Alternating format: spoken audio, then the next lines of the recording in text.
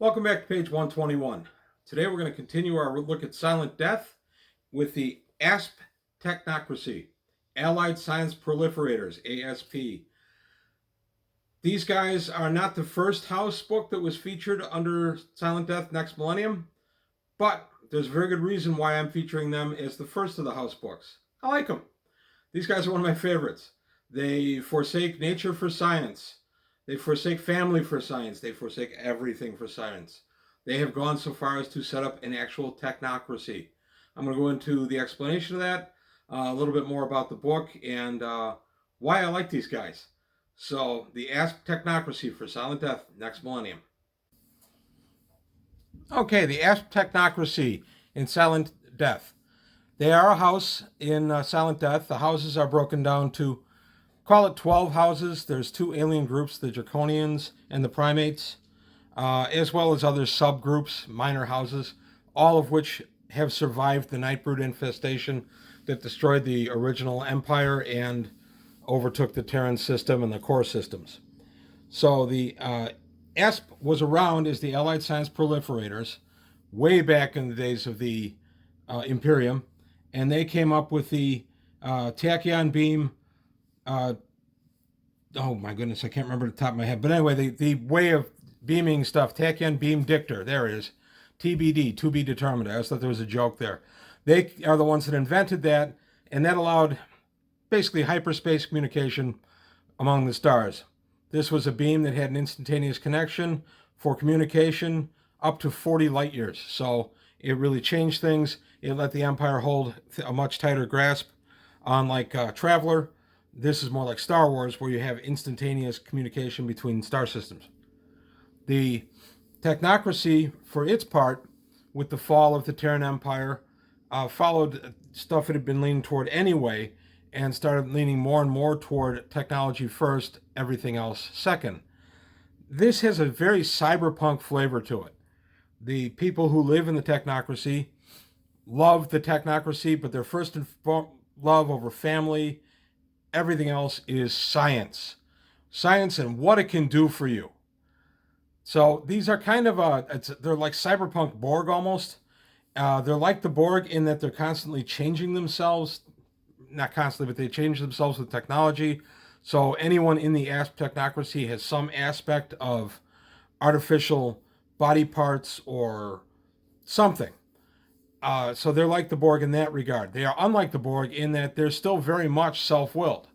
They just happen to be loyal to the Technocracy. Now, what could that be? A little something they put in the technology? They keep everybody loyal? Don't know. But science is so embraced in this house that live births are considered gross. Breeding is done through artificial means, and nobody carries a baby to term naturally. Everything about ASP screams cyberpunk. You have people who purposely put on bionic arms just so they can have a bionic arm that maybe can shoot a laser. They have the latest computer interface software and hardware installed in their brain so they can just jump onto the whatever the internet is in Silent Death, because this was written in the 90s, so there wasn't much internet yet. They can interface with that immediately. No other devices needed. Everything's self-held. And they often change the technology within their own bodies. They don't stay with it by any means. They consider themselves kind of living experiments, and they constantly upgrade and improve the species as they see it. They don't force this on other cultures.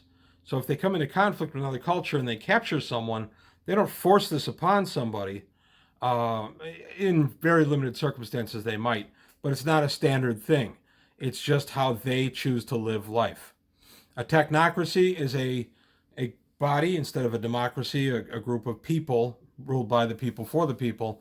Technocracy is people in positions of high understanding of technology, and they run it through technology, so the society becomes a technocracy. There are better explanations for the word out there, I know, but that's the one I'm going with. So the idea here is that the people so love science that they've chosen a board of scientists to run their daily lives, their economy, everything, their trade, their brokering with other cultures. And to this end, as long as the new science keeps coming, the masses stay happy. So the ASP Technocracy has gone ahead and has unlimited funding for research and development that no other house has ever seen. And because of this, they've made further breakthroughs faster than any house has ever seen.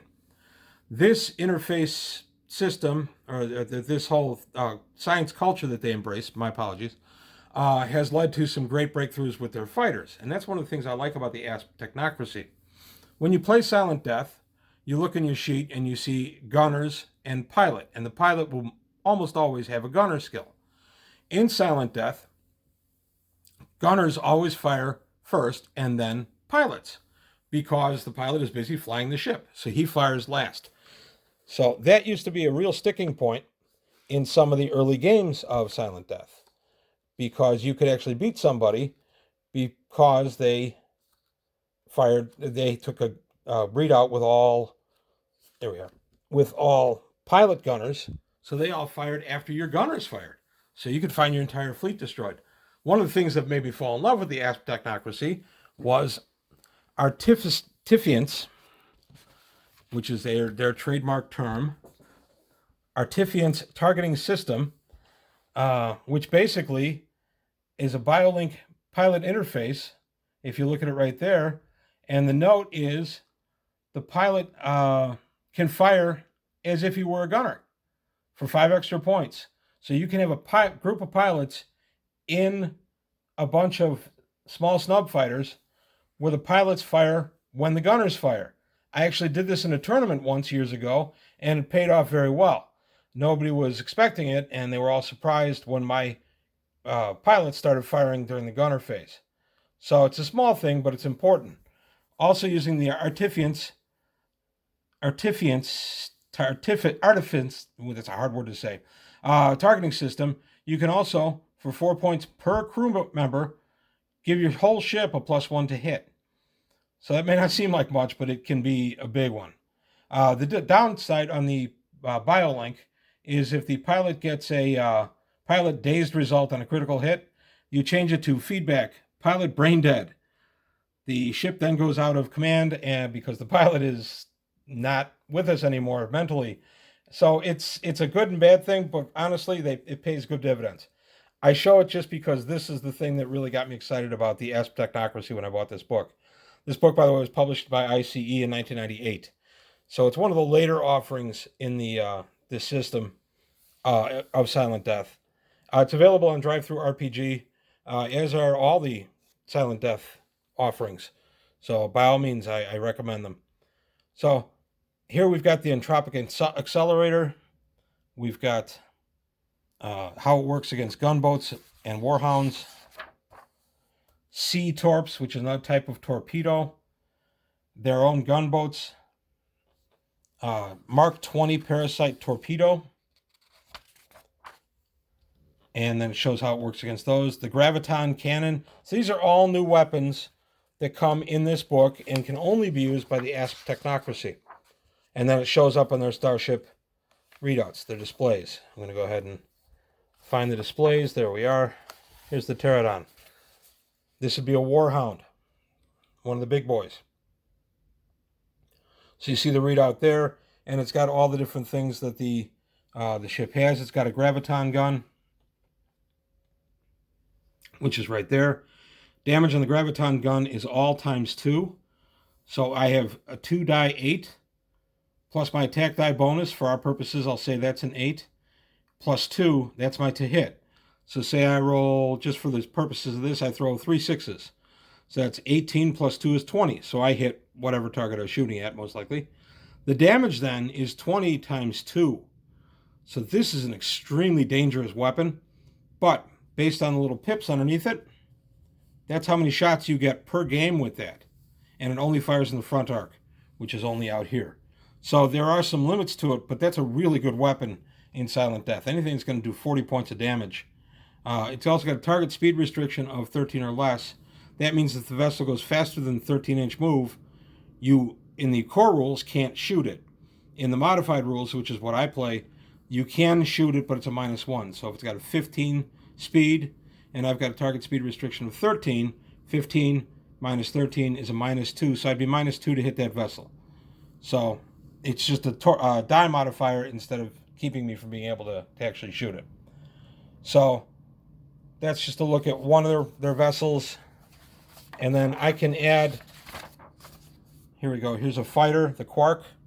So if I wanted my pilot to have the interface, the pilot's the only gunner on this. So if I want him to have the interface, and I do, then I go ahead and I add that extra 5 points, and my pilot can then fire when the gunners fire. It's a subtle difference, but it's an important difference. And for only 5 points to upgrade the entire ship, so that bumps my base point value from 33 to 38, that's still worth doing. So this is a nice little fighter, actually. So that is my love for the ASP Technocracy. I find them very interesting to play as a player in this game. And this game, of course, can be played without a GM, sorry, without a game master. Very often I'll just set up the scenario, and then we'll be on sides, and we'll go from there.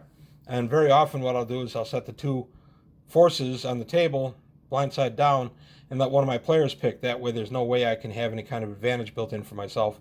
Not that my players think I would anyway, but that way there's no chance that anybody can think it. So that's it for today on the ASP Technocracy for Silent Death. One of the more interesting houses. I'm going to be covering other houses and factions in Silent Death next millennium. Again, this is all available on Drive-Thru RPG, and I hope you like it. I'll see you next time on page 121.